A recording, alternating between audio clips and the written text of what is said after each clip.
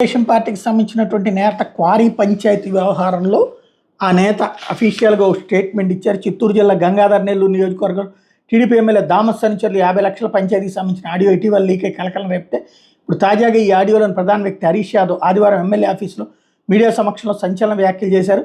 MLA ఆ పంచాయతీ చేయమంటేనే చేశానని ఆయన స్పష్టం చేశారు. కార్వేట్ నగరం మండలంలోని ఓ క్వారీ విషయమే మహేష్ జైన్, రామ్దేవ్ వెంకటేశ్వర రెడ్డిల మధ్య ఆర్థిక వివాదాలు తలెత్తాయి. ఈ వివాదం జీడి నెల్లూరు ఎమ్మెల్యే దామస్ వద్దకు వచ్చింది. ఆ సమయంలో నేను అక్కడ ఉండడంతో ఎమ్మెల్యే నన్ను పంచాయతీ చేయమని పూర్వాపరాలు పరిశీలించమని చెప్పారు. దీంతో నేను ఈ పంచాయతీ చేయాల్సి వచ్చింది. దాదాపు 9 కోట్ల పంచాయతీ, మా 2 కోట్లు ఆన్లైన్ ద్వారా చెల్లింపులు జరిగాయి. అయితే వెంకటేశ్వర రెడ్డి, మహేష్ జైన్, రామ్దేవులు చర్చించుకుని ఓ నిర్ణయానికి వచ్చారు. దీని ప్రకారం మొదటి పేమెంట్ కింద వెంకటేశ్వర రెడ్డి 50 లక్షలు మహేష్ జైన్, రామ్దేవులకు ఇవ్వగా రెండో పేమెంట్ కింద ఇవ్వాల్సిన మరో 50 లక్షలు ఇవ్వకపోవడంతో మహేష్ జైన్, రామ్దేవ్ జిల్లా కలెక్టర్కి, ఎస్పీకి వెంకటేశ్వర రెడ్డి మీద ఫిర్యాదు చేశారు. దీంతో వెంకటేశ్వర రెడ్డి కక్షగట్టి నాపై ఆరోపణలు చేస్తున్నారు. నేను 30 ఏళ్లుగా తెలుగుదేశం పార్టీ సభ్యుడిని, ఎమ్మెల్యే చెప్తేనే పంచాయతీ చేశా. డబ్బు విషయంలో నాకు ఎమ్మెల్యేకి తెలుగుదేశం పార్టీకి ఎట్లాంటి సంబంధం లేదు.